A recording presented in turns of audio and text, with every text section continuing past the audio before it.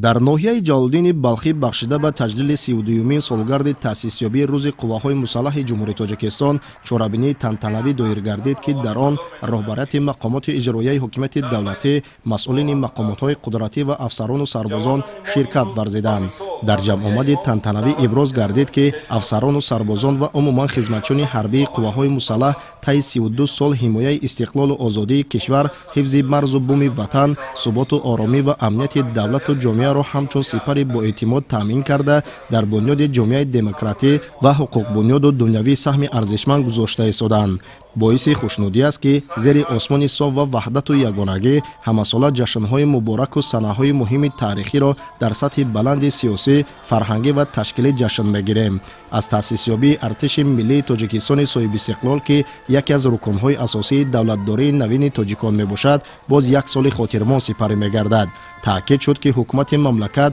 بخصوص پرزیدنت جمهوری تاجیکستان، پیشوای معظم ملت، سرفرمانده عالی قواهای مسلح گنرال ارتش محترم امامعلی رحمان با وجود مشکلات سنگین اقتصادی و مالیوی سالهای اول صاحب استقلالی از نخستین روزهای تأسیسیابی قواهای مسلح دایر به تشکیل اینفراساختار و تأسیس قسم و واحدهای نظامی تمام تدبیرهای ضروری را عملی می‌گرداند. در این روند، یعنی زمانی که در کشور هنوز جنگ شهروندی ادامه داشت، حکومت مملکت برای تشکیل قسم و واحدهای حربی، مهیا نمودن زمینه‌های مادی و تکنیکی، آماده کردن افسران کسبی و سربازان دلیر و شجاع دارای مهارت بلند نظامی و دانش و ملکه ضروری را وسعت بخشید. قواهای مسلح کشور از روزهای اول تأسیسیابی خود در مبارزه‌های شدید و نبردهای سنگین جنگ تحمیلی شهروندی اشتراک کرده تشکل و آب یافت. خدمتچیان حربی قواهای مسلح در ولایت ختلان و دیگر منطقه‌های جمهوری با جسارت و شجاعت، دلیری و متانت خود و تندرستی اصیل بودنشان را ثابت نموده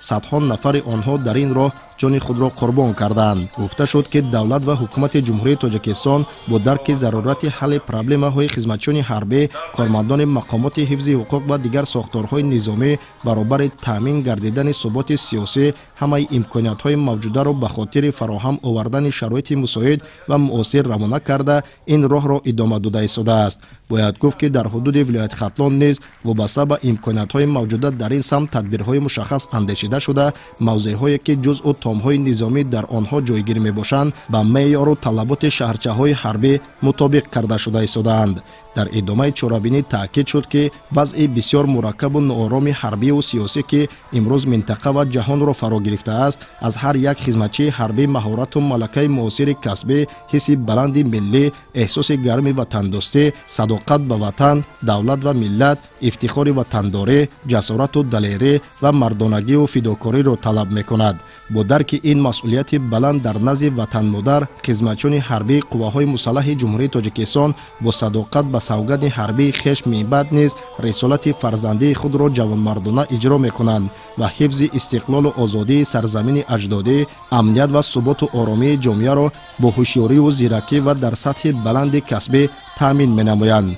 برای خدمت‌های شایان و صداقتمندانه بخشیده به سالگرد روز تأسیسیابی قواهای مسلح جمهوری تاجیکستان در این چهاربینی از جانب رهبریت مقامات اجرایی حکومت دولتی ناحیه جلالدین بلخی، کارمندان مقامات حفظ حقوق، مسئولین کمیسریات حربی و افسران و سربازان با سپاسنامه و تحفه‌ها سرفراز گردانیده شدند. جمع آمد تنتنوی تحت عنوان ارتش تکیهگاه دولت و سپر با اعتماد ملت با پیشنهاد برنامه فرهنگی هنرمندان و صنعتکاران بخش فرهنگ ناحیه به طور پرشکوه و خاطرمان انجام یافت.